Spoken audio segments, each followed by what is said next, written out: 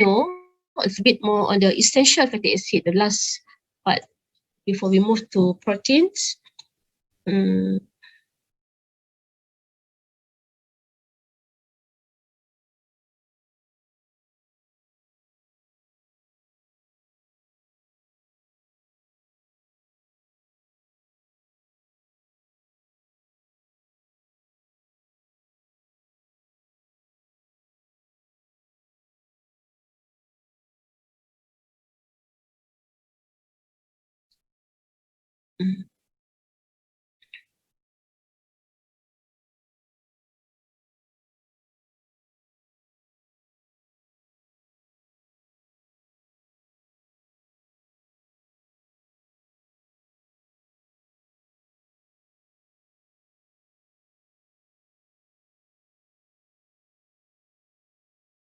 Okay,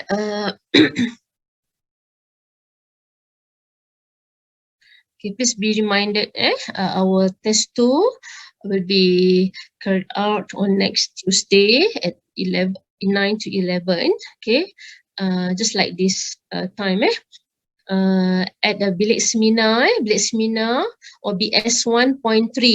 Okay, BS 1.3 second floor at the Biotech 1, right? Will be face to face lah, face to face. Apa tu? Face to face mode. Alright.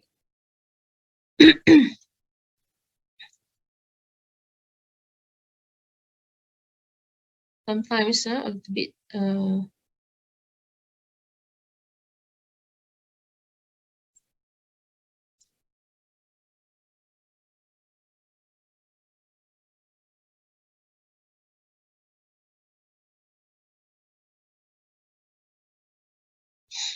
okay, we have seen the both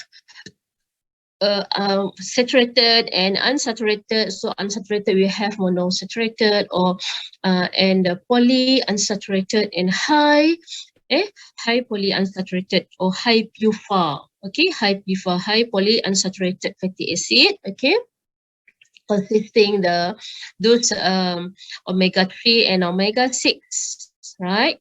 Okay, so okay, before we supposed to until trans fatty acid, right? Before that,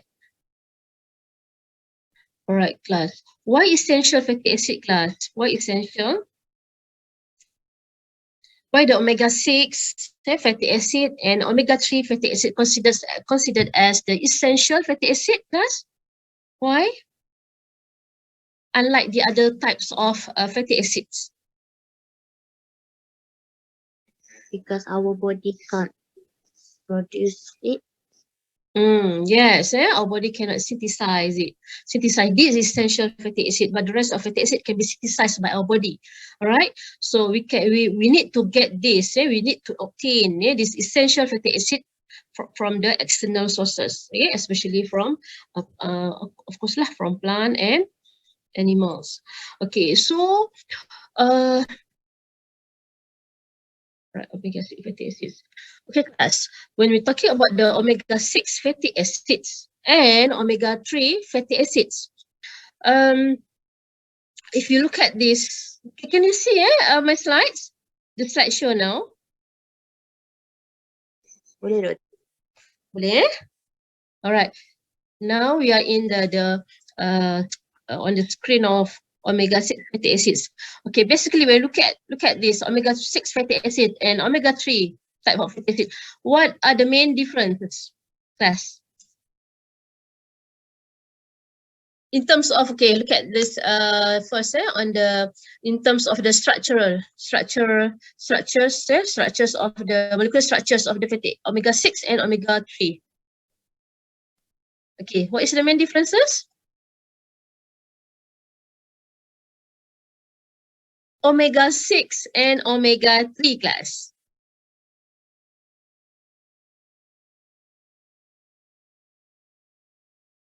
Of course the resources, the resource of this fatty acid, right?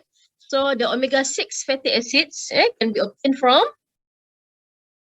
plant or animal. omega-6 plant. Plan, eh? Okay, class, the rest, you are still with me, kan? Okay, you just join, kan? Early in the morning. So, make sure you are ready and be active lah, eh?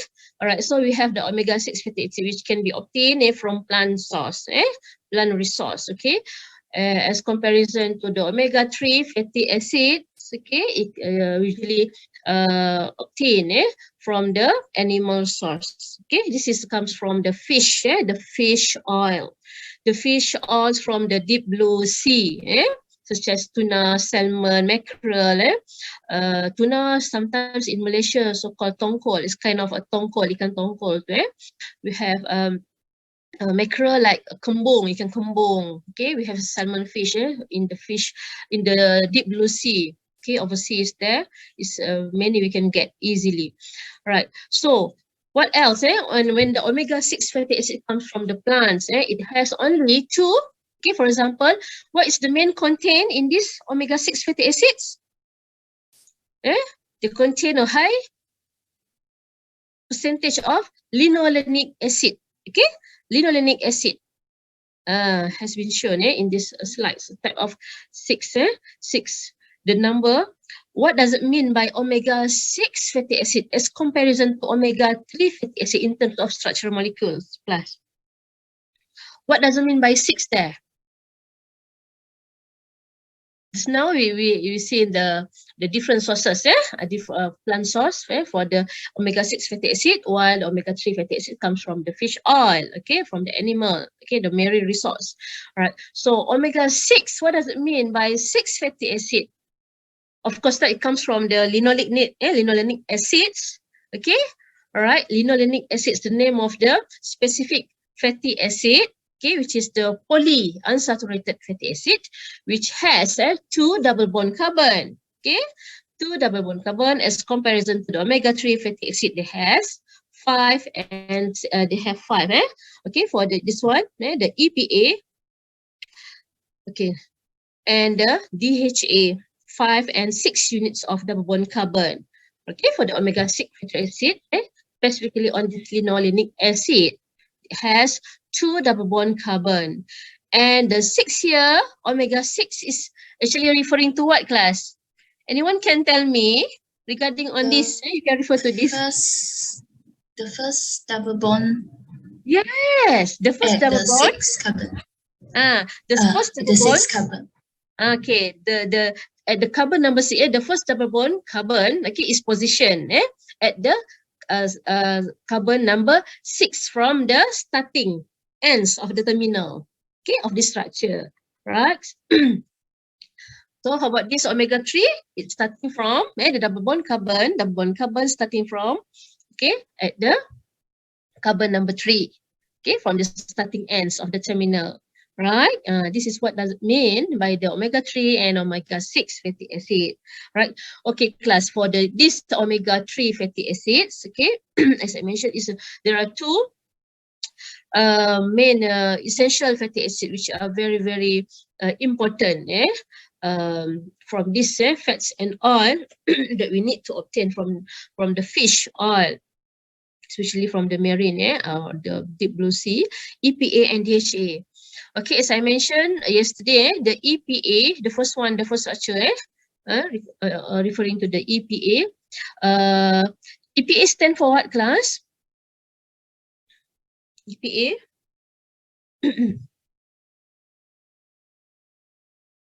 Okay, because in the during your exam, everything should be written in full. Okay, so what is EPA?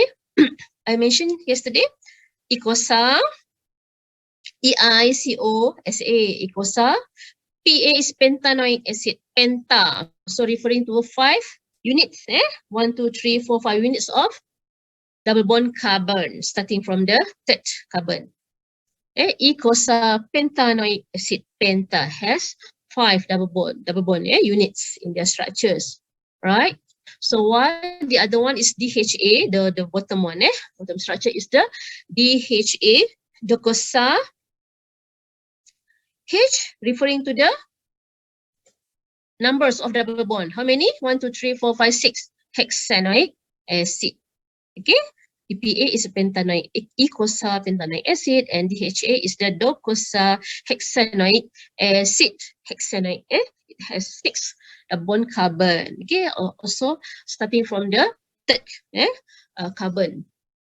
All right, so these are the main differences lah, the resource and the structures. Okay, the numbers of double bond carbon. Okay, so make sure you can recognize it. It's very important. Okay, otherwise the deficiency will decrease the production of prostaglandin, the very important lipid hormones in animal tissue, just like human. Okay, let's move to the trans fatty acid. Okay, class, before we proceed, okay, any one of you ever heard the words trans fatty acid, class? For those who are aware on the what we are eating, okay, you can see this, the word trans fatty acids. Okay, trans fatty acids ataupun acid in Malay lah, acid lemak trans. Okay, acid lemak trans. We can get these terms, trans fatty acid, in many food products. Okay, containing fat lah. Many types of food product contains fats. All right. Pernah dengar tak? Have you anyone heard this? Are you aware on this? On the, I mean, what we call it there? The many manufacturers, they put this one of the ingredients, okay, in the nutrition facts tu kan, if you're looking at the food labeling on their package, food packaging. So sometimes they put one of the not in the ingredient, of course, just the fats, but in the nutrition facts. You should difference and recognize the nutrition facts and also the ingredients, right? So the list of ingredients usually starting from those ingredient compound that have being included at higher percentage, higher ranking lah. Okay, down the list, right? So the nutrition facts, you can see the different types of the nutritional value lah, all the protein, carbohydrate, and lipids and their subclasses. Okay, so the trans fatty acid, if you're aware, many products, manufacturers, they put the state as a trans fatty acid under fats, okay, fats or saturated fats class, and then they put the trans fatty acid behind that. Okay.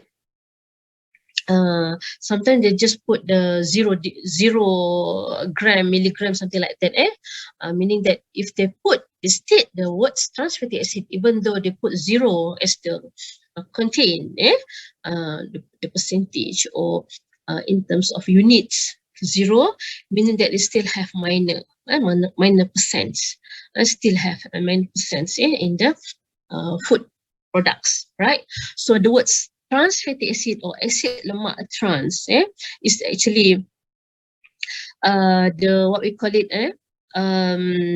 the harmful the bad or the unpreferred fatty acid. This is the synthetic.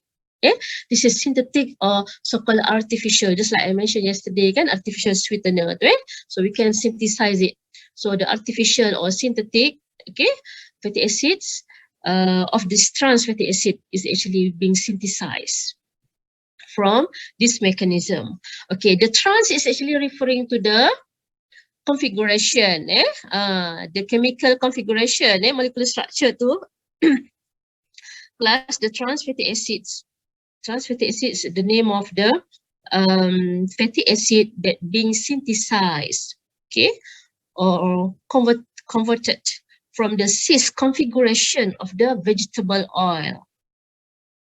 Some manufacturers, okay, they convert the vegetable oil in the liquid form though, okay, which has high in unsaturated fatty acids, meaning that they have the double bond inside their structures.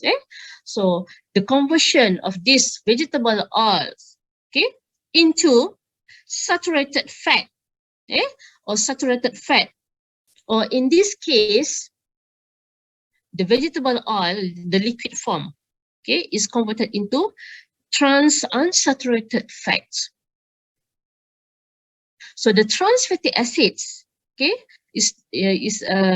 is being synthesized through the partial hydrogenation.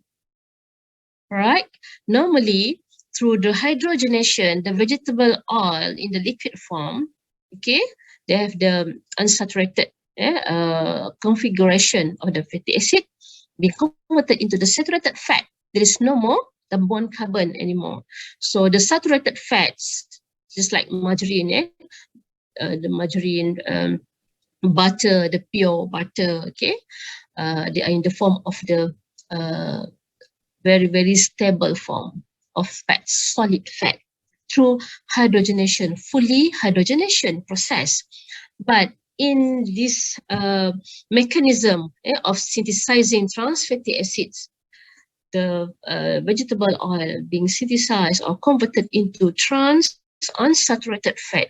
They want to convert the vegetable oil in the liquid form into the more stable one, more stable form of products such as this margarine or butter, but through partial hydrogenation, meaning that the conversion of from the cis unsaturated fat of the vegetable oil into the trans unsaturated fat, where the hydrogen are not being fully saturated. So they just go through the partial hydrogenation. They still remain the double bond carbon. But what is the problem with this partial hydrogenation? Partial meaning that separuh, not fully hydrogenation process, right? This is only the partial, separuh, half, where from the cis configuration of the unsaturated fat from the vegetable oil, if you can see the hydrogen, they are positioned in this double bond carbon unit, the hydrogens atom, they are positioned in a parallel in the same site. However, when they convert into the trans unsaturated fat, so the hydrogen atom is crossed or is rearranged. They are positioned on the opposite sides. Not on the same side, just like cis configuration, but it's become trans unsaturated fat. If you have learned the organic chemistry, on your lower level matriculation or a diploma, something like that. So the cis configuration from the vegetable oil, this is the natural vegetable oil, the fatty acid configuration of the cis unsaturated fat, right? So for the trans unsaturated fats has been formed through the partial hydrogenation of the vegetable oil, right? So the cis is converted into trans unsaturated fat, right? So the outcome of the product is almost similar to the saturated fat when they want to convert into more stable one, into the butter or solid form of food products, solid form of food product.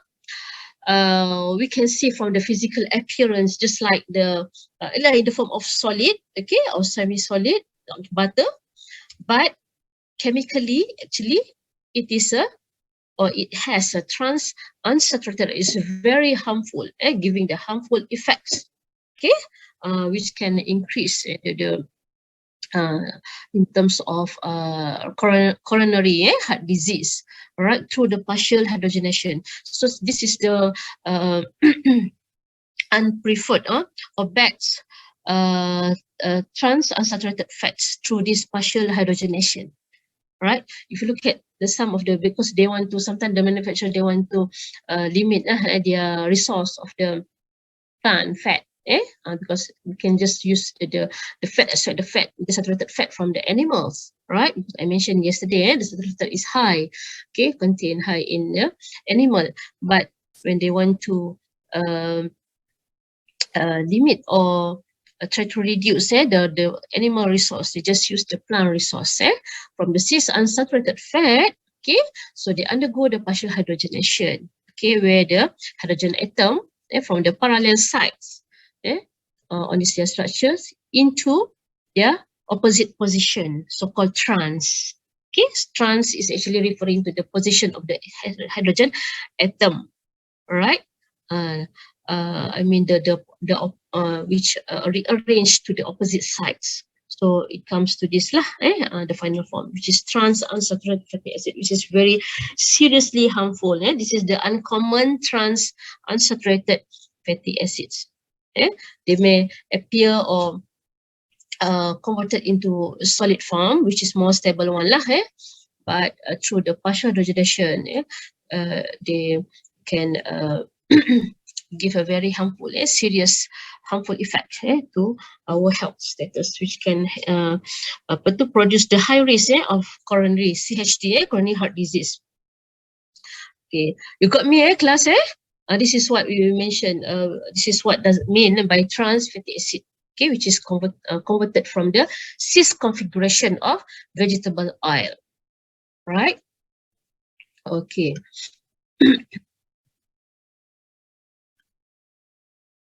Okay. This is what I mentioned just now, from the partial. Okay, it's usually they use from the plant resource like soybean, sunflower oil, that has the high content of the polyunsaturated fatty acid, unsaturated fatty acid. They want to convert from the cis configuration into the trans configuration.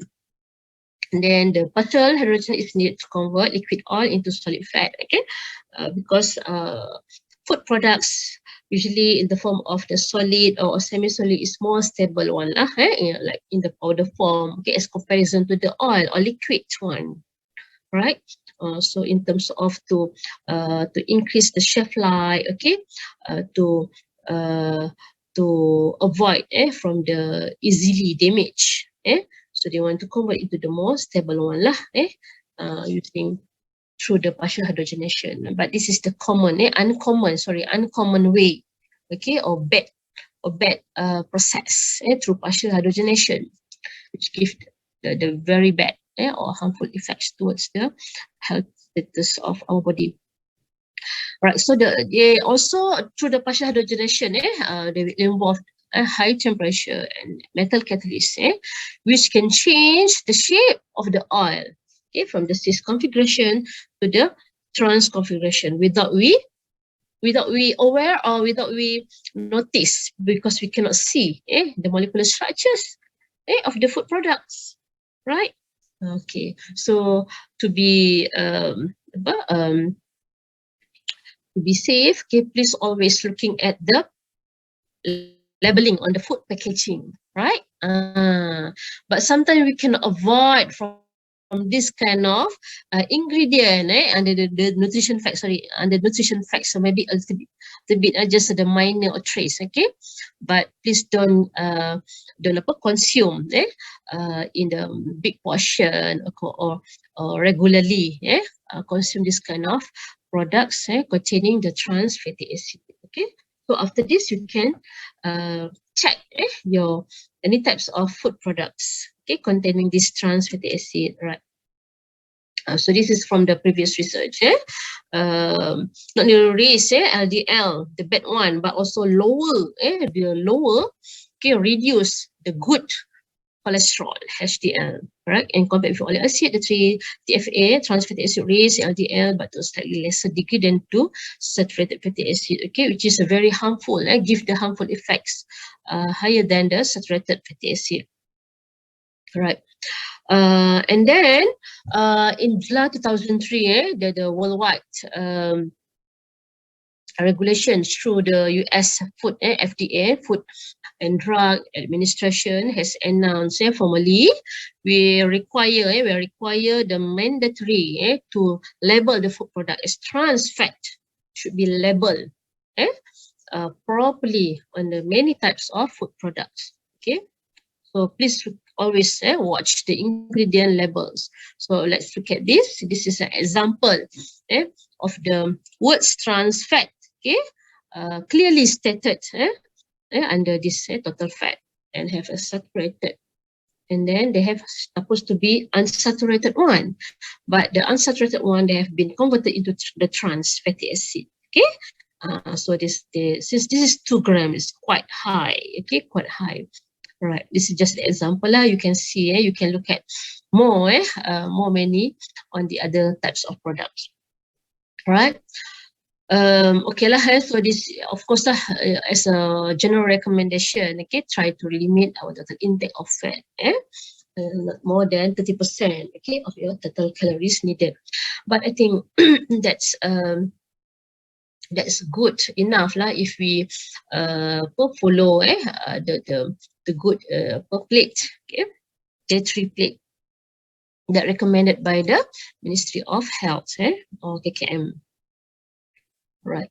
So avoid saturated fats, meaning that avoid the high consumption lah on the saturated fat, because the cholesterol, saturated fat is a very important for our body. But try to avoid from overeating lah.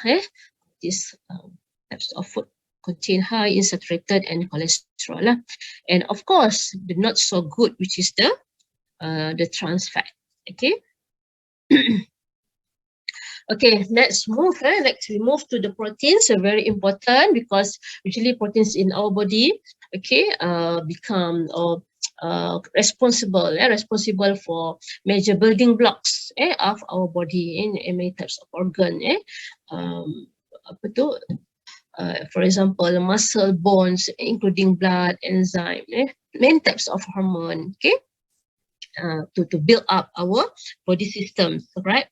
And for some, there is another kind of heat shock protein is very, very important, okay, because this kind of heat shock proteins, which is synthesized, this is synthesized automatically by our cells in response, the so-called heat shock proteins, which is the protein that synthesized by our body cells, where in response to any uncommon condition, external environment, for example, response to the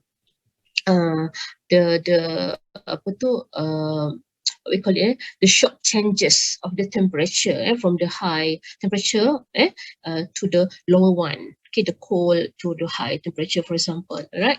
So this is after stress, when the cells is become stressed due to the changes of the temperature, for example. And the importance of the proteins has become like a carrier, okay, biochemical carrier or transporter, okay, in our body. Of course, have as a genetic codes, the information, genetic codes. And the most, I mentioned just as the building block, the structural units in our body, okay, it comes from the protein. Right, it's common. So as I mentioned, protein is one of the third energy yielding provider, okay, after carbohydrate and fat, right? So it can be the amino acids, which is the monomers, the sequence of the proteins are formed by the hydrolysis of protein, which can be used, can be recycled, okay, to make new protein, okay. And those they have the amino acid, that been removed, and then the remainder, the remain of the molecular structure, COO, okay, can be oxidized to provide more energy, okay, through all the biochemical pathways. So this the protein as a third energy provider, they can provide 4 calories per gram. Okay, same goes to carbohydrates. Okay, because of each gram of protein, each gram of carbohydrate, and each grams of the fats provide its own numbers of calorie per gram, right? So each gram of protein provide 4 calories. Okay, right. Okay, calorie intake. Okay, be careful. That's why we need to have or we consume this protein protein, carbohydrate, and lipid as an energy provider. Okay, but protein is the third one lah. However, when we assess the protein consumption beyond what we need, okay, so that it can be converted into fat from through the biochemical pathways, right? Okay, now we're looking at the there are two types of protein sources. Okay, just like we have seen the types of sources from of the carbohydrate and also the fats. So protein sources can be divided into two resources or two groups of proteins, so-called complete proteins. Another one is the incomplete proteins. So what are the sources of the complete proteins? This is the most common or the major recommended resource of complete protein that can supply all the essential, almost the essential amino acids in adequate amounts that needed by our body. Okay, examples: meat, okay, cow's meat, okay, goat's milk, including fish lah. So fish meat or the white or the flesh part and the white parts of the fish tu kan, so called meat lah meat fish. Kita tak sebut lah meat kita sebut fish only so the meat, fish, poultry, okay, it comes from the egg, chicken, duck called poultry lah. So eggs, milk, cheese and soy they're considered as the complete proteins, complete proteins, while the incomplete proteins, the other groups, they call incomplete because they don't supply all the essential amino acids, which is adequate, in adequate amounts, right? They can come from the plant sources such as the legumes and nuts. Okay, but we need this because it's high in the minerals, in minerals and some fibers. Okay, fibers because usually in the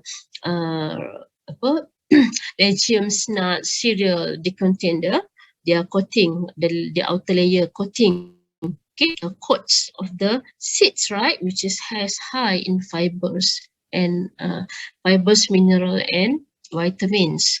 So it's very important for us to consume, but considered as incomplete proteins lah, right? Let's look at these animal protein sources. We look at some of the example. Okay, the resource of proteins, it comes from the milk proteins, which is the milk is the very important as a complete proteins resource, right? So example for the proteins, the milk proteins of cows are divided into two groups: casein and serum proteins, right? So the casein usually can be separated through the precipitation in the form of globular, okay, and the rest can be separated from their liquid form, so-called serum or whey proteins. Whey proteins, the liquid form or transparent yellowish color of the liquid phase, right? But the casein is the globular or precipitation. It comes from the precipitation process, can be also aggregated, right? Aggregated, just like if the fresh milk also you can get your casein, you can actually precipitate it or aggregate the casein from the whey, from its serum, from the liquid. So the casein is actually the cheese is produced for cheese making. It has a wide variety of use, from being a major component of cheese production, okay, and considered as the slow digesting protein, so it can retain or survive the release of the casein, the source of protein in our body. Also can be used as a food additive.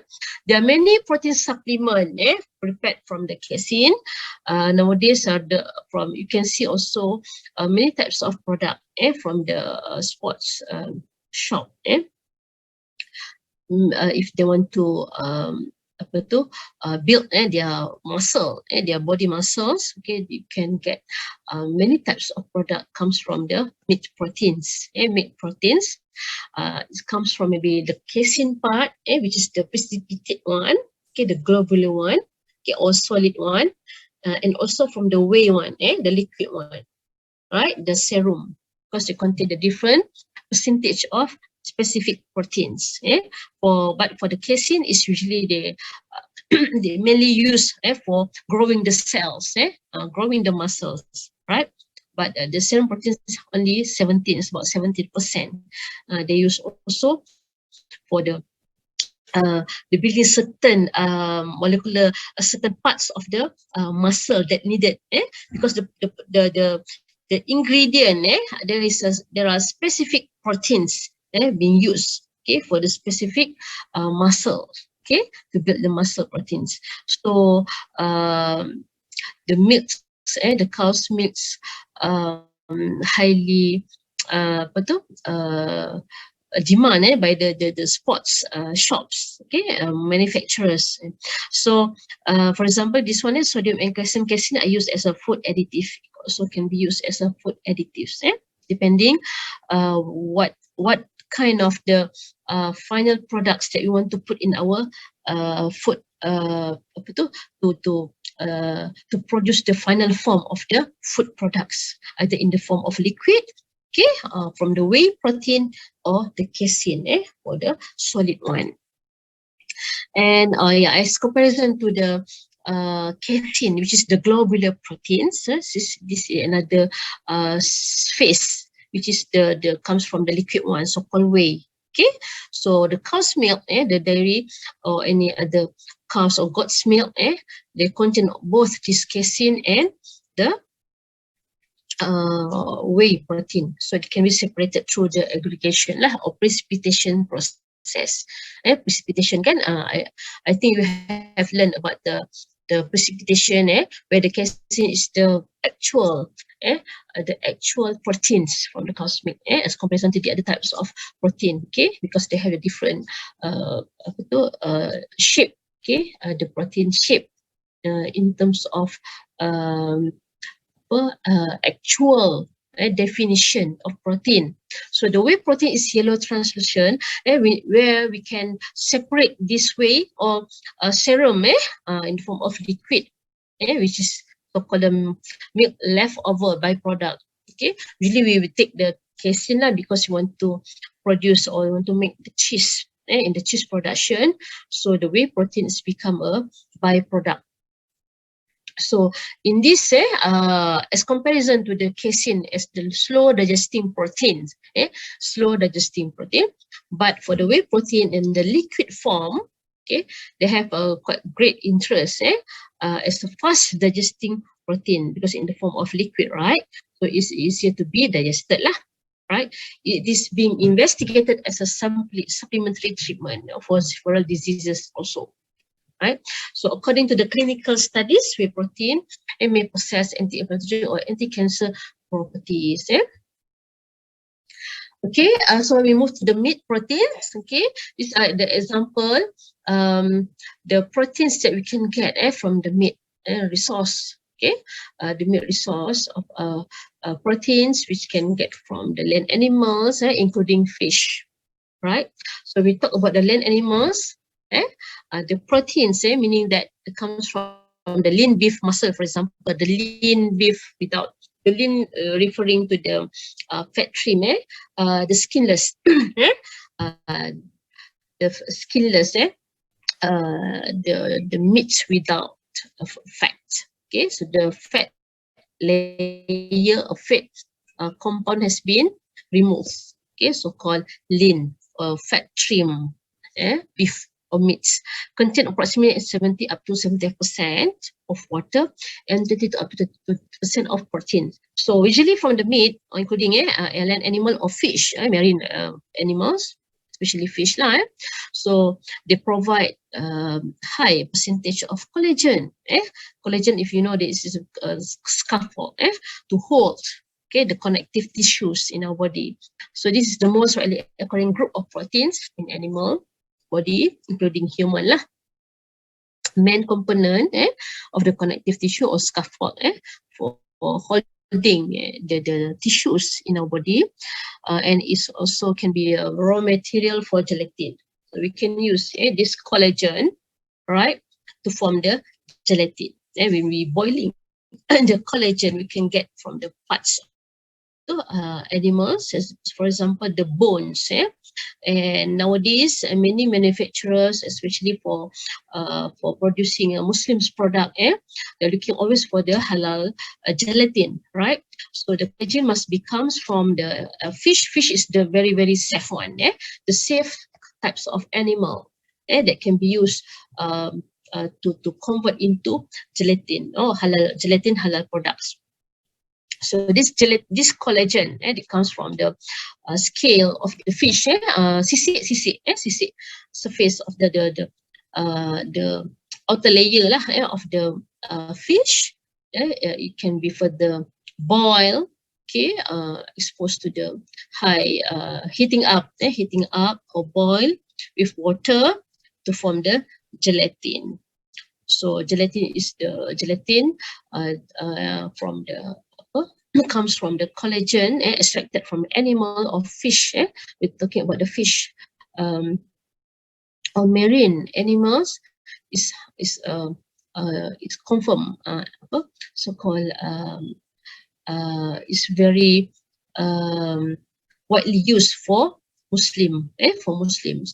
Halal gelatin kan. There are many types of food products nowadays. They use the collagen which comes from the fish.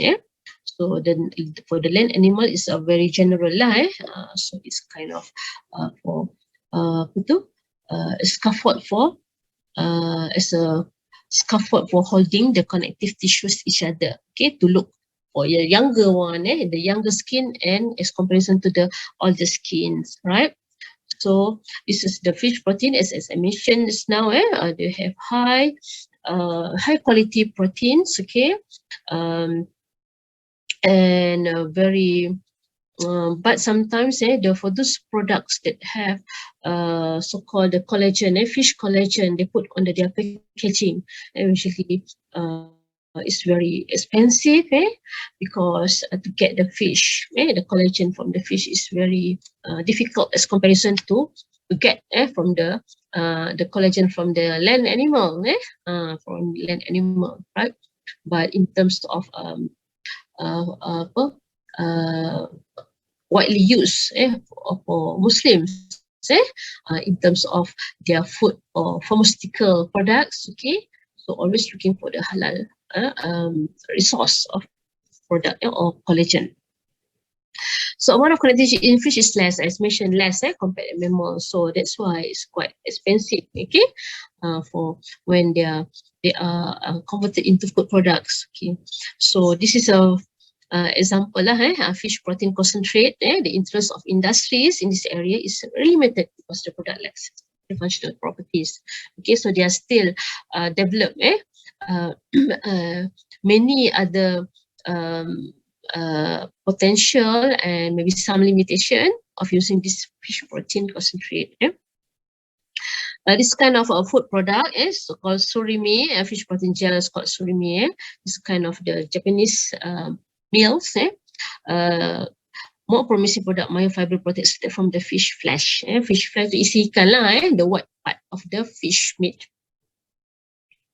Let's look at this egg protein. Another complete proteins, resource of a complete proteins from the egg, which is recognized for high biological value. It can be divided into egg white and egg yolk. Both egg white, of course, the egg white has high, it's about 90% contains of the proteins, as comparison to the egg yolk, which is the fat. The egg yolk have great amount of the fat, but it still have the trace amount of the protein also.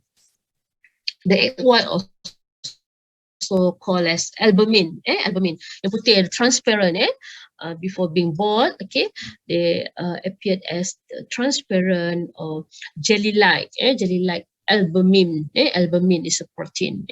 10 to 11 proteins liquid form, and it can be in the dry form, which contains is 83%, which contributes about 90% of their proteins in egg whites. And they have a different so-called terbitan derivative of proteins, right? And show some of the excellent biological properties. So, as comparison to the egg whites, so the egg yolks, which is the fat phase from the egg yolk. Okay, yang the white, the yellow color tu, yellow color. So, the egg yolk after the shell, okay, the shell the second shell is the outer, the external face, okay, of the eggs, and then inside is the first layer, also considered second layer lah after egg shell. So we can see the egg whites. So in the center part of the egg is the so-called yolk. The fat, the yellow color there, the yellow portions. It can be precipitate once diluted with water. Okay, it has only contain is certain percent of the proteins, because they also they always occur or present as lipoprotein, because it has or consists of considerable amount of lipids, high lipid content, so called the lipoproteins. Okay, lipoproteins. Protein is only the minor parts. So lipo is the, or lipid is the major amount in the egg yolks. That is why they always fire, emulsifier or surfactant. As I always mentioned before this, a surfactant, a surface active agent. Okay, because they have providing both moieties, okay, polar and non-polar compounds in their ingredients. So they become as excellent emulsifier to emulsify, okay, the fats into from the unstable or separation phase into the one homogenized or stable form of emulsion, for example. So it is widely used in the food formulation lah, just like the the creamer, the meringues tu kan, the sponge cake, right? So due to the presence of the lipoprotein. So when we making or baking cake, we need to produce, we need to have this both moieties, non-polar, okay, and polar, polar from protein lah, non-polar from the lipids parts of the egg yolk, okay, to produce a very good emulsion system lah in food. Okay, now we look at the wheat, wheat proteins. So the protein that comes from the wheat resource. Okay, this is quite unique. Plants proteins usually responsible for bread making. So they give the properties. What are the properties of the wheat for bread making? Because they contain 4 major types. Albumin, just like the egg white, albumin, globulin, gliadin, and glutenin. So the other one, the albumin, since the albumin is water soluble, okay, the other most the great amount of protein, so-called glutenin, glutenin, which is insoluble in water, also as well as in alcohol, but soluble in certain dilution of acid. So the glutenin, when we boil, we mix with water, okay, with the overall flour, tepung. So actually it will convert into the gluten. Gluten. The gluten is a kind of the more viscous compound, okay, of gluten in the flour, dalam tepung. So it can provide the so-called flexibility properties. It can be stretched, tepung kan, the flour can be stretched or can be contracted, can be shrink, but it can be modified into certain shapes, okay, or you can make it for baking, for bakeries, for bread making, right? So because it has so-called the flexibility of their shape, of the from the flour lah, right? uh,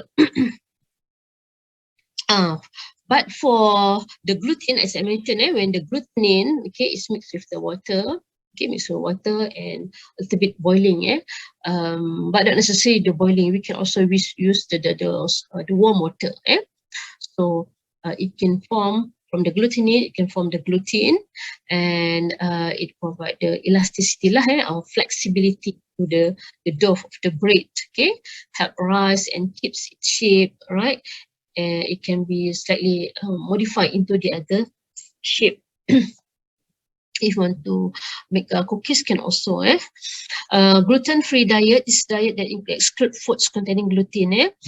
If you're over class, when you looking at the many types of food under the ingredients, sometimes they mention like gluten-free diet. Okay, gluten-free diets. So those product without the gluten, even though they have the flour, tepung, it comes from the wheat, but where the gluten, the glutenin, okay, the gluten has been removed, right?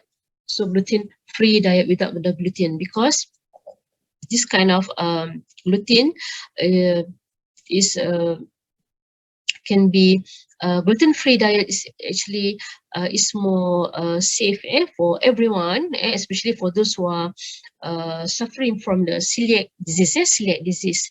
Celiac disease is those is kind of disorder of the digestive system. Those people who are suffering from the celiac disease, it cannot digest this gluten.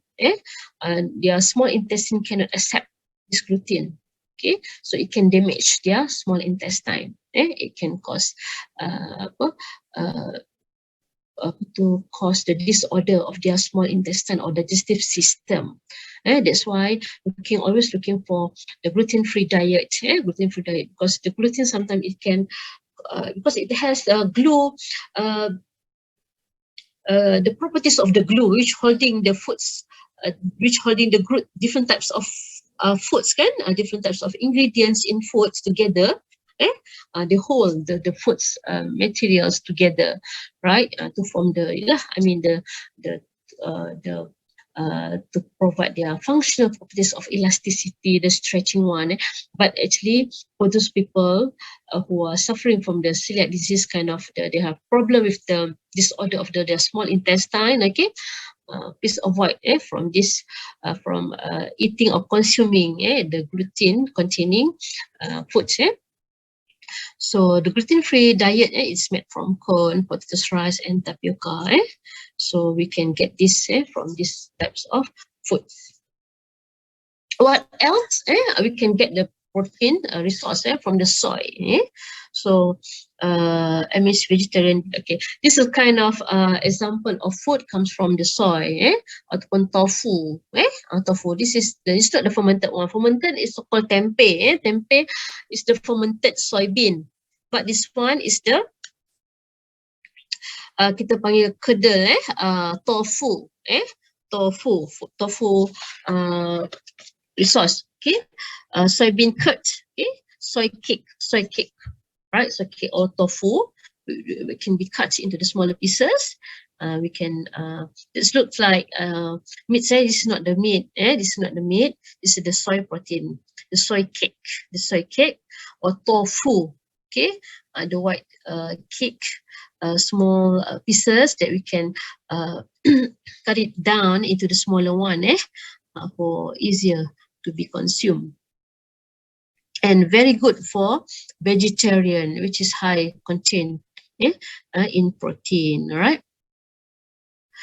Okay, what else about the soy protein? The good source of all essential amino acid except methionine and tryptophan.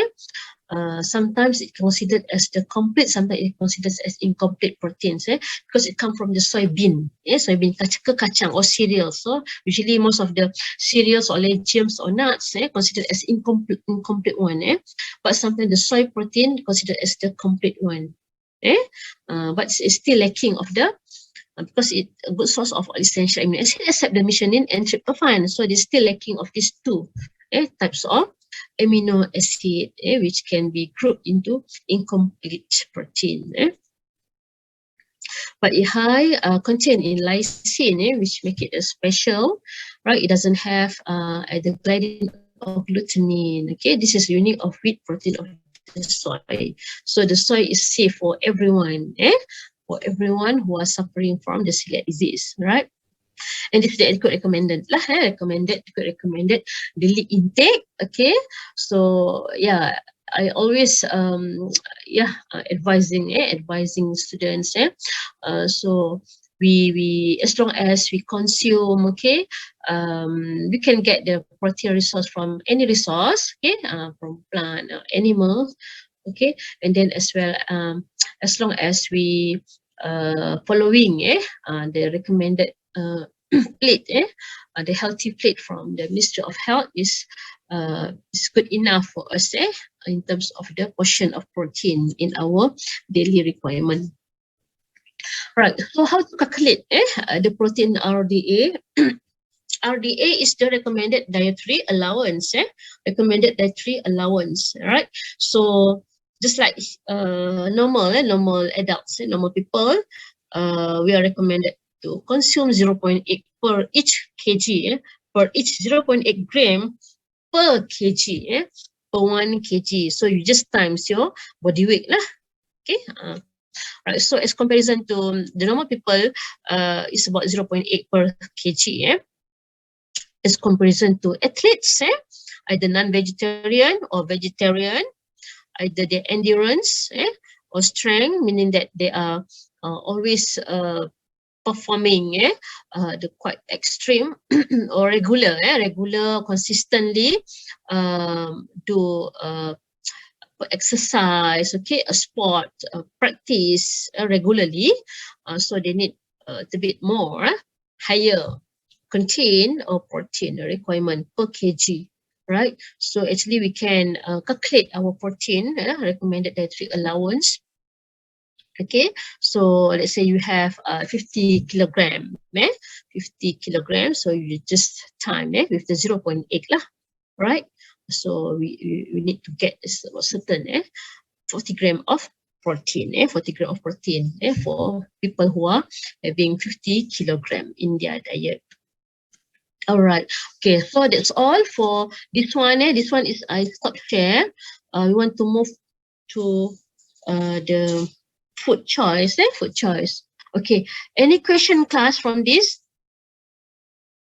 Or I proceed first, and then I open to the question. You can ask later on. Okay. Maybe nak take rest ke? Aku tak payah. Proceed je.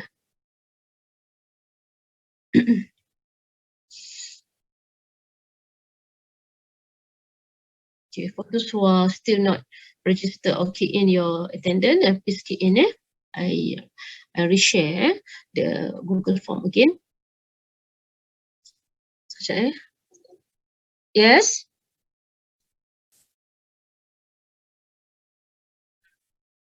Oh, why? Sofita, kenapa?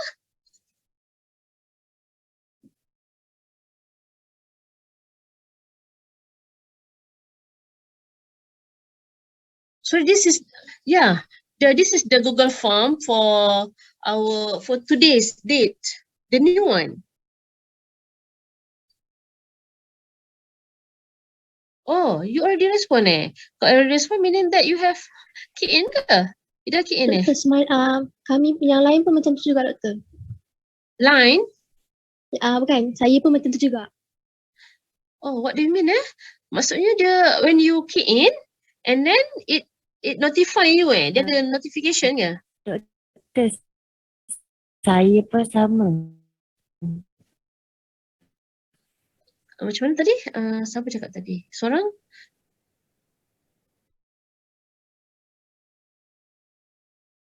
Oh, really? Oh, yesterday okay kan?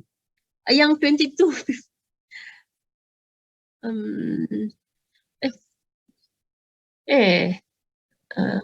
Sekejap. Cuba sekali lagi. Tapi saya rasa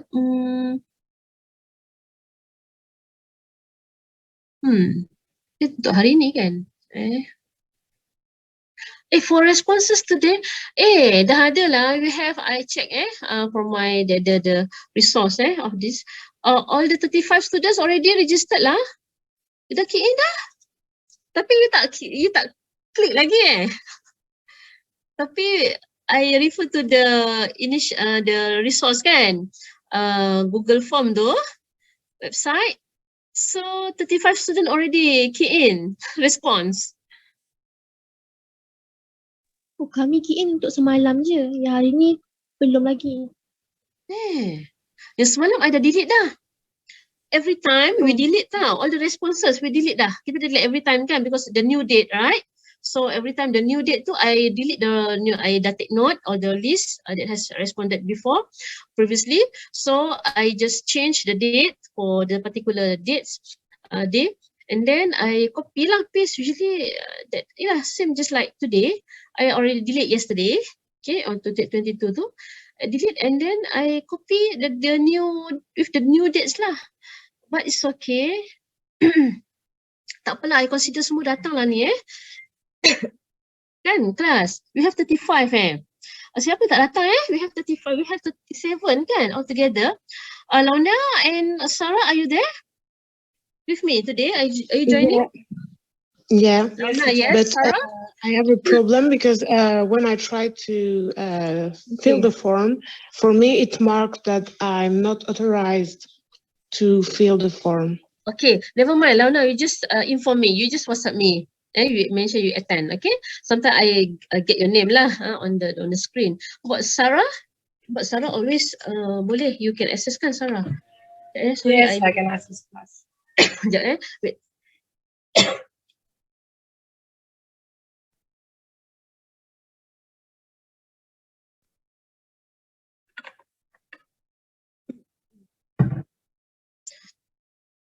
Okay, so since I want to consider all of you attend, we have 36, okay?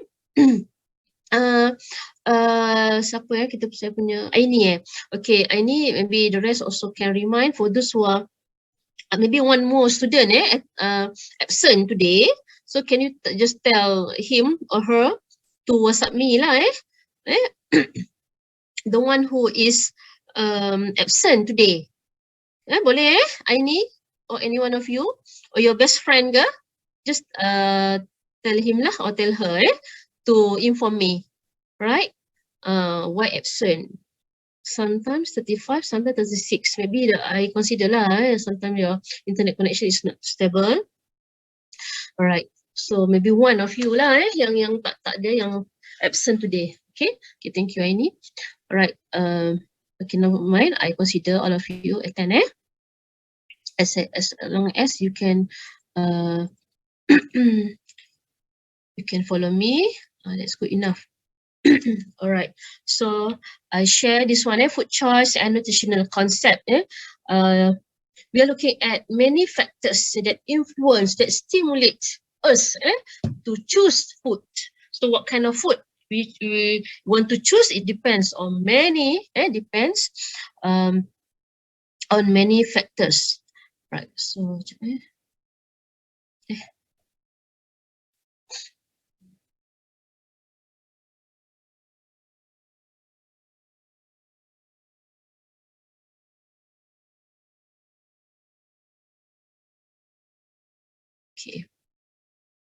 Nampak food choice and nutritional concept. So this is on the first page on the screen. Right. So we have finished all the 6 classes of nutrients. We want to move to the identify what are the factors which influence personal food choice, and then we touch on the metric system tu on next week lah and the basic nutrition concept also next week.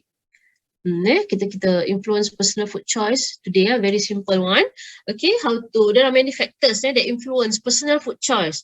So the selection of foods, the selection of foods by each people is different. But sometimes is they have a certain ranking lah the ranking, what are the first, we will look at the major factors or influence that affect the selection of food. Alright, and then on next week on Monday tu we continue on the basic matrix system and the 10 concept, just the list, just the 10 list of the decision concept. So we move to the factors. Okay, before we move to the what are the factors that influence us to choose the food, to choose the foods, we look at what are the factors that influence our overall health first, our overall health. Our healthy status actually can be affected by our lifestyle. Lifestyle is actually referring to the way in which the people lives, in which a person lives. Okay, the way we eating, the way we think about something, the way we perform our daily life and daily activities, the way we sleeping, right? Of course, the way, another one is the way of choosing food. Alright. So these are the lifestyle, the way we eat, the way we perform our daily life, the way we sleep.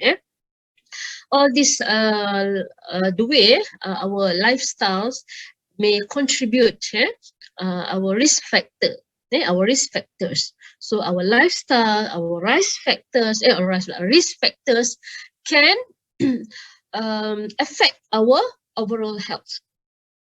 So what is the risk factors? So when we perform our specific, the way we live, our lifestyles, so it can result in or develop the risk factors. What is the risk factors? It's actually the personal characteristics, the physical, for example, the physical performance, the physical characteristic lah, that influence the chance of developing diseases. Right? Look at this example on the right side. The lifestyle. If we are performing the poor diet, we perform the poor diet, meaning that of poor diet we are not, meaning that we are not following the healthy plate shape. We are not performing or lack of the exercise, regular exercise, okay, always sleeping all the time, eating more, and then we exposed to the, many, what we call it, free radical, outside, or even in our body also produce the free radicals, poor diet lah, and lack of regular exercise, because we need the lifestyle usually referring to the good diet and exercise, But if we performing the poor diet and lack of regular exercise, it may contribute, it can affect to excess body fat, okay? Come up with the excess body fat or obesity, right? Overweight of body. This is the risk factor, the risk factor into diabetic. Diabetic disease, diabetes, the obesity, okay, many more lah, the heart attack, coronary heart disease, and many more. Okay, so the personal characteristics, okay, that affected by the lifestyles, okay, may develop the many types of the diseases, right? Okay, so what are the risk factors that we can control? So the lifestyle, that's something, the style, the way that we can control. So what are the lifestyle that can be controlled? We can avoid from smoking. We can avoid from the alcohol intake. Okay, we can avoid from the overeating of food containing high in calories. And we don't perform the physical activity. Okay. So poor ataupun lack of exercise, okay, and then poor quality diet. This is something that we can control. Okay, we can control from contribute to the risk factor. All right, the lifestyle. Okay, the way we live lah. Right, this is just the example. That can affect or develop the risk factor. And then what the rest? Risk factor that we cannot control. Okay, of course lah the age the age, gender tu semualah kan the age, gender, male and female. Okay, so we need to accept lah the natural that we have been created by our God. So age is actually even though we are getting, of course lah, getting elder from the day to day, from year to year, but we can control our daily lifestyle. But we cannot control our age lah. Gender, of course, genetic family history cannot control, but sometimes we can reduce it. We can reduce it. Many people have shared experiences, especially when we look at the testimony from the worldwide organization. I always looking at their manual, their what we call it, statistic. Okay, and they put some of the reason or the factors behind this, and some of those who are suffering from genetics, but they can actually reduce. They can reduce the risk factors. Okay, when they are following the good lifestyle. Okay, they're performing the lifestyle practice. Performing the good diet. Okay, they can reduce the risk factors. But we cannot fully control it. But the most common one is the lifestyle lah. So the risk factors is really only have contribute only the small percentage lah, as well as the ethnic. The ethnic is the what we call it as group. A group of the group, a social group lah, social group or community. Which has a common contohnya, for example, food tradition, or they're sharing the same food tradition lah, food culture, right? So I think there is no problem. Okay, unless, as long as they are still performing the good lifestyle, they can control, right?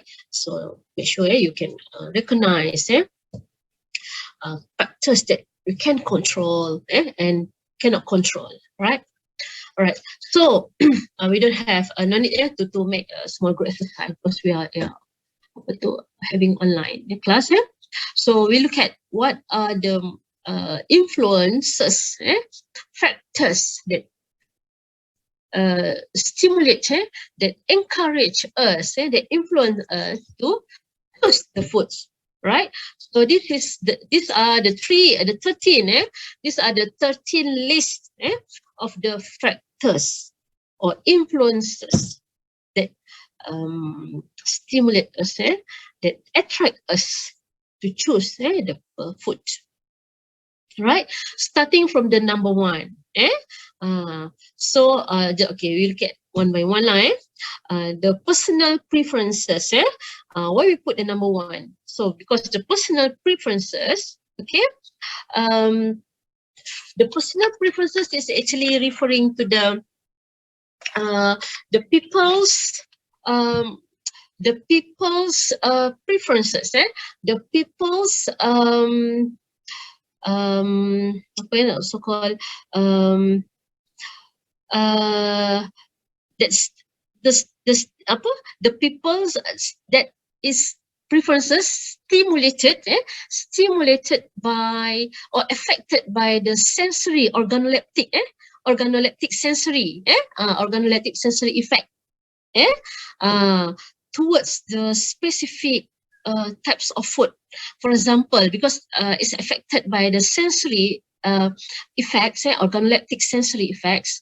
So it something dealing with the organs, the sensory organs, which is for those people, sometimes they are prefer or like to smell, the smell of durians, for example, so they like to eat durians, the smell of durian. Yeah, some people they like to smell of durian, and then maybe some people like to eat the spicy food, the taste, the spicy one. Maybe some of them, the rest, they like to eat the sour food, the salty jarang lah, very rare.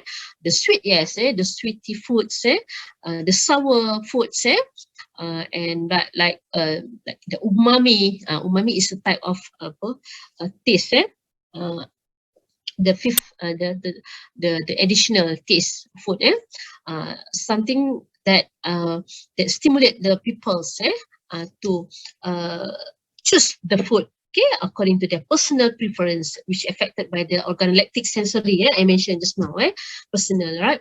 So maybe the colors, because due to the organoleptic and the eye observation, they can observe the colorful, the color of the food, for example, the smell, the taste on the tongue, right? And then maybe the touch, the texture through the skin, our skins. So all those organoleptic sensory affected, okay, to influence our personal preferences. This is the number one. This is the most common one lah, right? If you are given, for example, 2-3 different meals, so of course the smells, you can feel the smells, you can maybe touch, right? Or even you can see the different colors that attract us to choose which one prefer. And then number 2 is the habit lah. The habit is something, the food that we regularly eat lah. For example, those people who are they have the regular habit, regular practice every day, every morning they must eat for example, they must eat the bread, for example, they must eat rice. I need the rice every morning, right? They cannot eat the other rice. So they have the specific types of food that they regular consume every day, most of the time, maybe a certain time, meal time. And then number 3 is the ethnic heritage lah. Ethnic or tradition, almost the same lah. So those group social community at certain area of peoples, they have this. They are sharing the same common tradition. For example, they have the food food culture, for example, nasi lemak, and roti canai, okay? So the ethnic or tradition, food culture. So every morning, every time they want to take a breakfast, roti canai is the most common one, for example lah. So this is called affected or influenced by the ethnic or tradition, right? And then for the social interaction, number 5 ni, the social interaction or pressure. Social interaction meaning that what kind of people that surround them. People who are surrounding us, for example, the family, okay, the family or our the close siblings, for example, or friends in the college, for example, that influence us to consume the food. So we just follow. We want to follow because our friends, but because my friends, because my family prepare for me, for example. So this is social interaction, which affect the food choice or pressure. Okay, so you get pressure from maybe your surrounding, your condition, that you're staying with the other peoples, okay, who are taking care of you, and there is no choice, okay, so you get a bit limitation lah or pressure. And then number 6, the availability lah. For those who are doesn't care lah about what being served, you have the availability, so you can you just choose lah. You just choose whatever you have in front of you, whatever available at that time, at that area, okay, that have been served for you. And then number 7 is the convenience lah. Convenience usually referring to those comfortable condition, comfortable place, okay, that have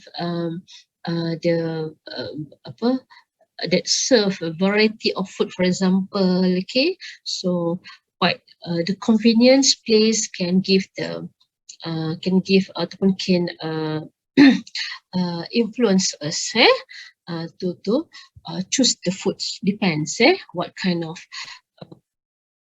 how convenient the condition around surrounding your situation. And then number 8 is the economy lah. So the economy according to our budget. Okay, for example, you are given certain money kan. For example, we give our kids 5 ringgits to the school today, for example.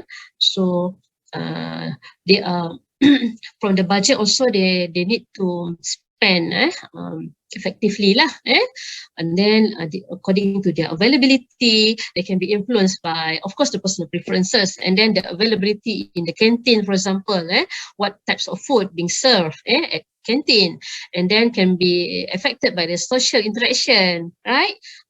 By your friends, for example. Okay, so economy is one of the factor lah.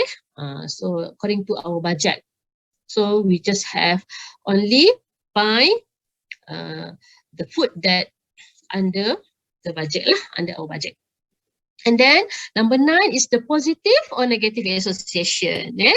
Okay, so positive and negative association is can be referred to some people's view, people's view against or towards certain types of food. About types of food, for example, those people, as I mentioned yesterday, regarding about the cholesterol, for example, nasi lemak, if you still remember, those people they have the bad views on the towards or against the nasi lemak, have a high cholesterol, so we should avoid, for example, that's the bad views lah. But they have to have the enough knowledge. They have to have enough knowledge on the nutritional value, okay, because nasi lemak is a kind of very good, very healthy types of food culture. And then what else? For example, the coffee. Some people like to consume or drink coffee. Okay, positive effect. And of course, some people they have the bad views on the coffee due to the high caffeine content, for example. It depends, can affect or influence us to choose food. Okay, and then number 10 is the emotional comfort. Emotional comfort is always affected, influenced by our moods. The moody condition, moods, depends on the time. Biasanya the moody ni, the how comfortable we are during that particular time. How comfortable or emotional comforts, because it's affected by the surrounding, the condition at that time. So moods, moods, according to the moods. And then the moods, for example, if we under stress, for example, our emotional is quite stressed lah at that time, after exam, for example. So we want to eat a cake or chocolate. That is the what we call it, factors that affect us to food, specific types of food lah during the emotional condition though. And then the values, usually referring to the specific or what we call it, depends on the religious, political environment, right? These are always for those the factors, the values, number 11, number 12, and number 13. 11, 12, and 13 usually is more on the influence, the factors that can be considered as have knowledge lah, cognitive one, considered as a group of cognitive. Okay, they have certain values, values to according to certain religion, for example, as a Muslim, or political or environmental. So it has a certain values that considering the quality of food. Okay, the quality of foods, that influence the overall healthy status, right? So they still have the what we call it, the element of considering the values, the quality of food, for example, and then the health concerns and nutritional values. Actually, for those who are aware, or the students, the people who are aware, they have the knowledge, or educated people, right? Just like you lah, your students. Okay, so you should have the should have the element of concerning towards the health effects. Okay, when you are selecting of foods, right? But we cannot, but generally we cannot avoid from all these 13 factors that influence us, right? But this is the, that we can control all this. We can control this. The way we consume, the way we choose the food can be influenced by all these 13. But as educated people, educated student, you can control, your food choice lah. Right. Same goes to this. There are many types of almost the same, just like previous.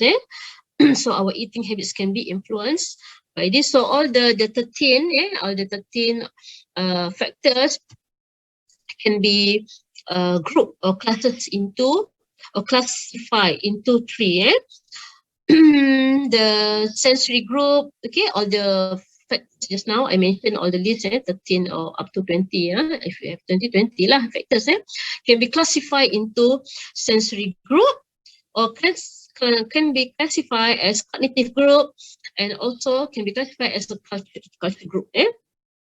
Right, so the sensory group usually, just I mentioned tadi lah, it can be from the first factor tadi, personal preferences, are mainly affected. The how do we choose the food? Personal preferences. So usually we come up with the or affected by the sensory or organoleptic sensory. Which it may have different properties which comes from the taste, the smell, texture, right? Their physical appearance, the shape, for example, colors. The taste, of course, we have the 4 standard taste: sweet, sour, bitter, salty. We have sweet in front, taste in our tongue, sweet. We have opposite at the back, or the bitter, pahit, and then salty and sour on the side, left side and the right side. Okay, so all these taste, smell, texture, appearance, shapes, all the colors, comes from the, or classified under sensory groups, which influence, influence as considered as the personal preferences. And then the rest, for example, habits, emotion, our moody tadi kan, depends on or classify under cognitive group, because it can have the something relate to the bit on knowledge, knowledge. How do we perceive the food? They have the values, values. So we knowing. We have analyzed the values towards the foods that we consume, and then it's being affected by the emotional. How do we believe or aware? So the cognitive groups, for example, habits, emotions, cravings, or the demands towards a certain types of food. High demand lah, craving ni macam kita sangat-sangat sangat so high demand towards certain types of food. So we get the information, we knowing the value of the food, for example, through the advertisement. So from the advertising, that can influence us also.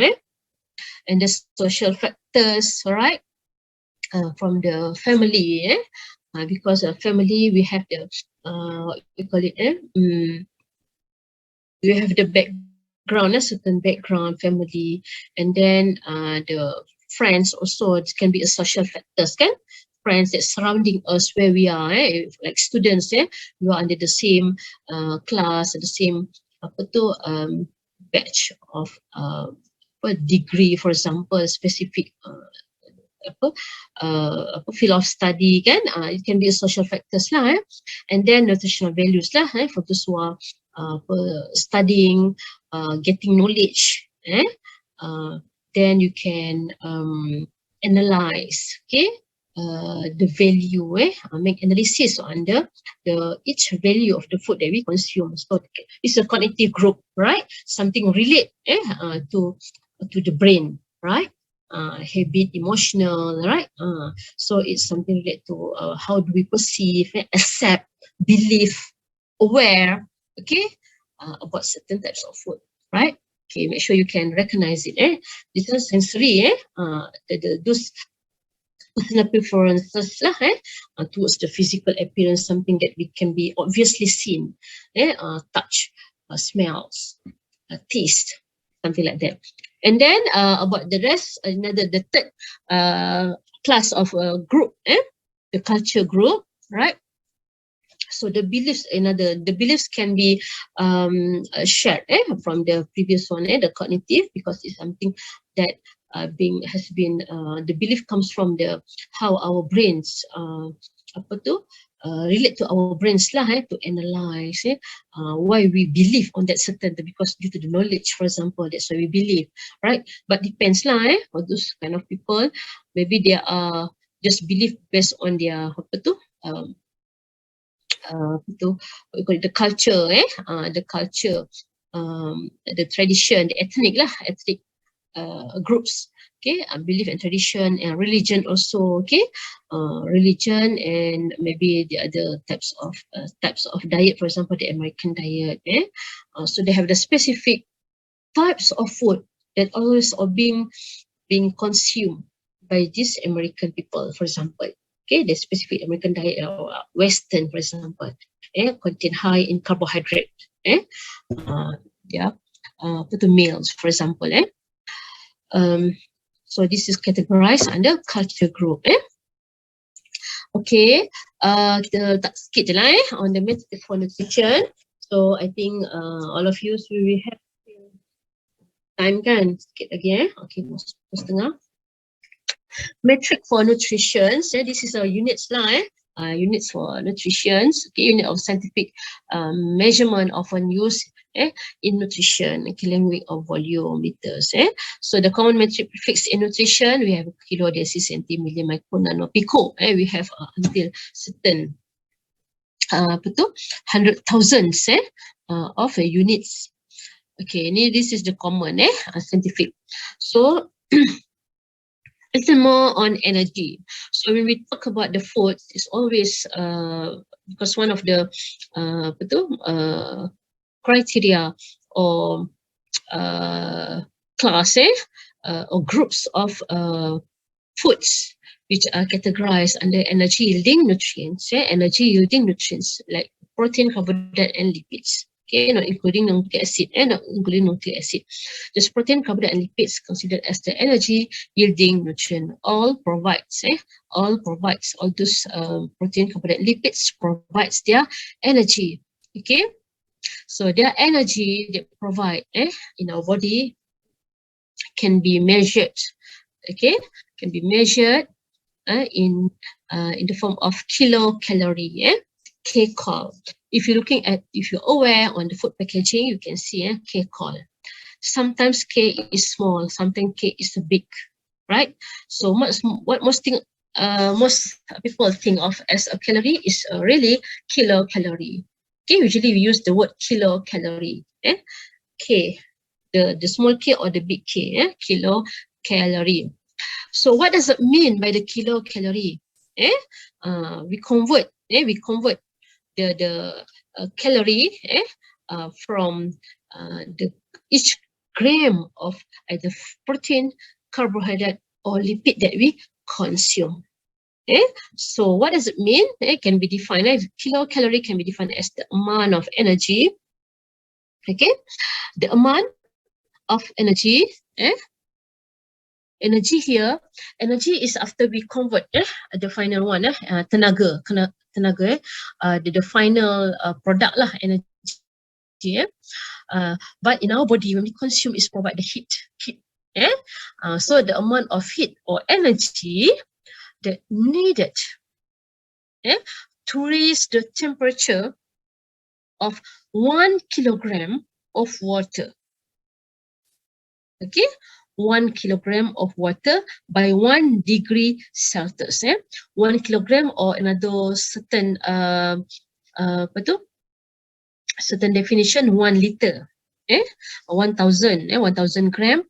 Okay, 1 kg is one or equal to 1,000 gram or 1 liter. Okay, of water by 1 degree Celsius. Okay, how much? The kilocalorie is defined by the amount of energy needed. Tenaga, the kilocalorie is heat or energy, which needs to increase the temperature of 1 kg, a big amount, 1 kg or 1,000 gram, okay, or 1 liter of water by 1 degree Celsius. Each 1 degree Celsius, okay, how much the heat that can raise the temperature, okay, of the 1 kg of meter. This is definition. All right. So the measured energy is in kilojoule is more as most other countries. Some packaging they put both, kilojoule or kilocalorie, and most of the cases is the kilocalorie. 1 kilocalorie, 1 kcal, okay, kilocalorie is equal to 4 kilojoule, 4 kilojoule, right? Okay. Some food packaging they put both, they put the kilocalorie, how much the kilocalorie provided by the food, or in bracket how many kilojoules, right? But most of the cases a kilocalorie or kilocalorie. Some food packaging they put a kcal just like this, K, big K or small K, CL, kilocalorie, or they put the big C, the big CAL, or big calorie, okay, just the same meaning, kilocal or calorie. All right, but kilojoule is different, each 1 kilocal or 1 big calorie equal to 4 kilojoule, depends, depends what depends lah. If you want to convert into kilojoule, you just times to 4. Okay, so the big calorie, as I mentioned, kilocalorie or big C, big C calorie is the measure of unit of food energy or heat need to raise 1 gram of water is 1 Celsius, right? If the big, this is a lower, if the, okay, sorry class, if the C, the small C, the small C calorie, only 1 gram lah, right? Ni salah, okay. The first definition here, supposed to small c, please improve it, the small c here, calorie. So it's the measure unit of energy or heat needed to raise 1 gram of water, in 1 Celsius, 1 degree Celsius. But for the big C calorie, same with the kilocalorie or kcal. Okay, kcal or big C calorie, it's the same. Measure of energy, the energy to raise, or the need or energy needed to raise the temperature of 1,000 gram, or 1 kg, or 1 liter of water. Okay, 1 degree Celsius. They increase the 1 degree Celsius, right? For 1 kg, 1 liter, or 1,000 gram, right? All right. So this is the equal, the equality. 1 kilocalorie is equal to 1,000 small calories. Okay, small calories, but same or equal to 1 big C calorie, right? Right. So usually we use the word kilocalorie lah, kcal, Okay, call. All right. So this is the standard, the standard kilocalorie. Just you see, sometimes they put this K, a small K, or big K, or big C. Right. So calories or kilocalories, values for energy nutrients. So each nutrients, carbohydrate, protein, and fat or lipid, they have a producer. The carbohydrate and proteins provide the same kilocalorie, 4 kilocalorie, okay, or 4 big calories per gram. But each gram carbohydrate provide 4 kilocalorie, and each gram of protein provide 4 kilocalorie, just the same. But the fats, okay, provide higher, a little bit higher, more than double, double value, 9 kilocalorie per gram. That is why we need to reduce, we need to balance lah, our fat intake, especially the saturated one lah, right? Because they provide the high kilocalorie, high energy.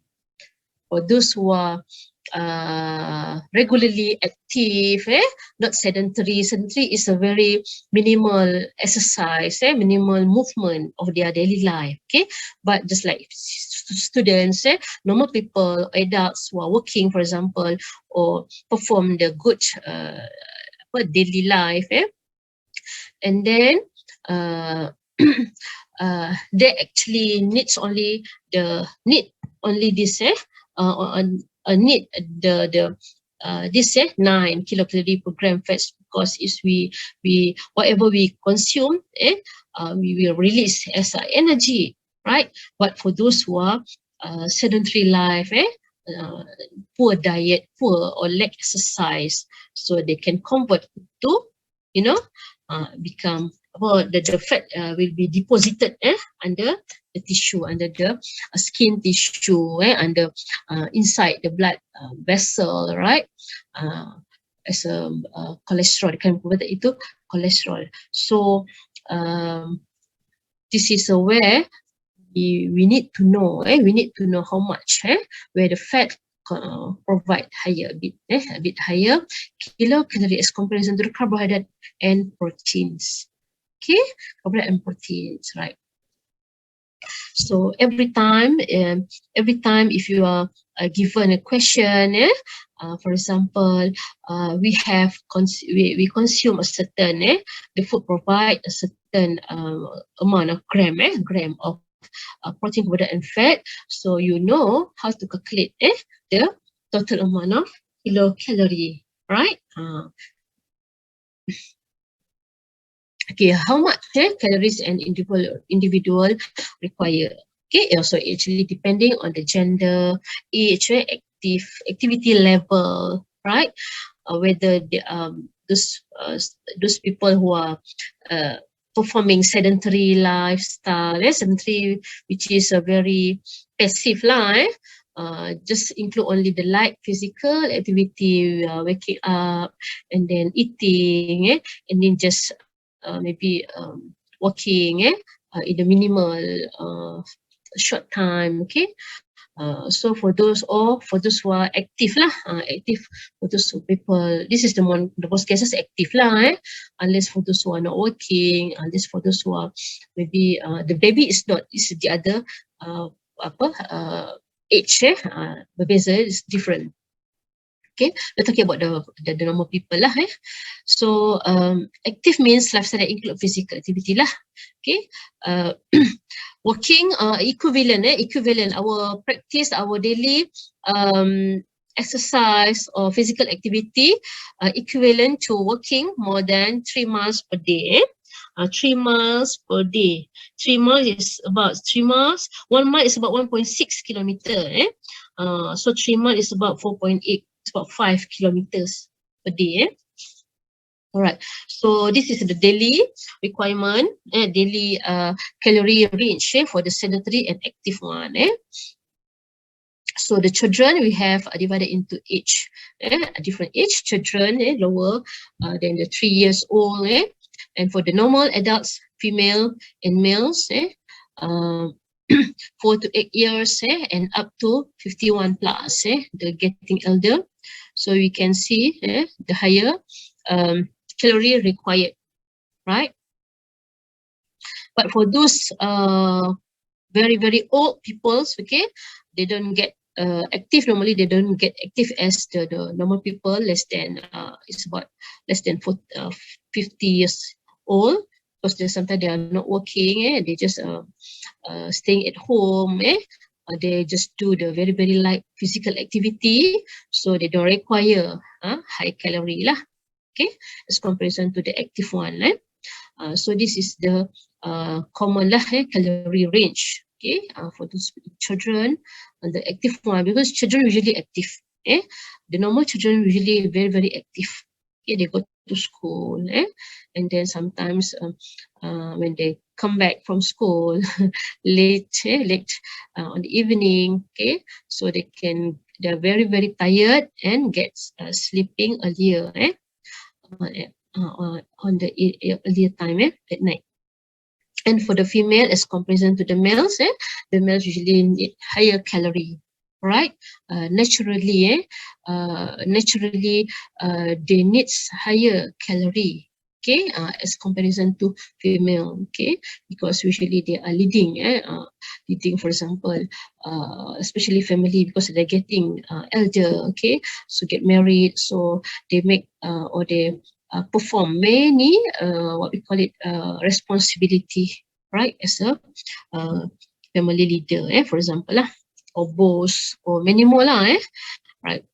But sometimes nowadays not too much different lah, not too much different, depending on the our how active we are we, okay. All right, okay class, this one, okay, I give example, okay, I give example this one, right, okay, so this is the example, 1 cup, 2% of milk, all right. For example, you are given this you are given this information, right? Okay, this is for your practice, for next week, okay, for next week test, not test, for next week tutorial lah, we make a bit activity, right? So we calculate on next week, on Monday. Okay, on Monday, I want to know lah, what is it. So just based on the energy nutrients provided by protein, carbohydrate, and lipid for each gram. So if let's say you are given 1 cup with 2% milk, okay, and then 1 cup milk provide 12 grams of carbohydrates, 5 grams of fats, and 8 grams of proteins. So you can calculate lah, each gram of carbohydrate contain 4, so you just time 12, right? And then each gram of fat contain 9 kilocalorie, so you provided with the 5 grams of fat in the milk, so you just time 5. And same goes to proteins, you are provided with 8 grams of protein, just time 4 lah, for each gram of protein to provide.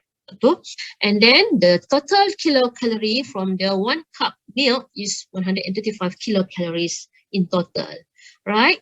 Boleh, class? Okay, so next week we continue, all right? So I want to know lah, how much this in tortilla, for example, you get the breakfast tortilla in only 1 piece of tortilla, for example. And then which this 1 piece of tortilla contains 2 grams of fat, 24 grams carbohydrate, and 4 grams of protein. And then for the day, meaning that maybe you consume 3 or 4 times meals in your daily meals, so you can get in total lah, right? So kilocalorie, okay, for the fats, for the day, maybe 3 times, so it's become 40 grams of fat in total. So how many kilocalories and how many kilocalories of protein, carbohydrates, and total kilocalories for the day, for 1 day. And then if I want to know how much the percentage, just take the percentage of fat saja, okay, from here, right, kilocalorie, and divided by the total kilocalories, and then times hundreds, right? And same goes to protein and carbohydrate, right? So we discuss on next week Right, we discuss on next week, and we proceed with the key basic nutrition concept. Okay, and then we finish. Okay, and then we finish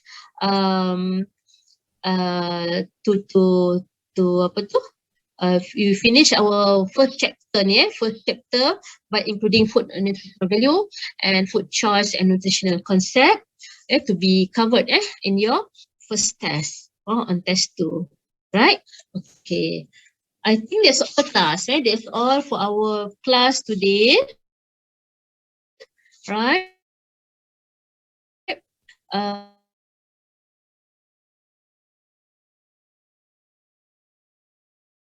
For our first, okay ke? Class today, I will end our class today. Okay, I stop share. Right? Okay. Any question regarding on this? So next week, okay, class, I will inform you because I'm still compiling. Okay, the test 2 punya questions. Just as I mentioned from my topic tu lah, just our from the first on the week 6 tu, I starting on the nutritional values kan, so protein, carbohydrates, lipids, or their definition, their characteristics, their values, okay. All the recommendation, the resources, okay, the portions, the percentage, and their classes for each protein, carbohydrate, lipid. They have their classes, especially the carbohydrates and fats. And then a different category too. Then and about the calculation, calculation of the kilocalories. Food choice, a bit on food choice, just covering all this topic, right? Simple je, easy je, very easy for my part lah, right? And then maybe 1 or 2 part from Dr. Badrin's will cover also in our test 2. Okay, class anything I will update inilah, I will update ini if any update lah, right? Okay, any question class? We continue on next week on Monday. So make sure you complete the table for the total kilocalorie calculation, right? So then inshallah you can if you understand how to calculate the kilocalorie, you can answer my question lah, part of questions on the test 2, right? With other types of question lah. All right. Any question class so far? Ada class ke? Do you have class at 11?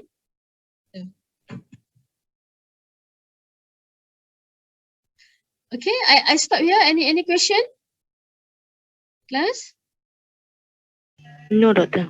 Okay. Balkis, I have mentioned all right. Okay. So anything I will update lah with any. Okay, class, thank you very much. See you on Monday. Thank you. Bye. Thank you, doctor. Doctor.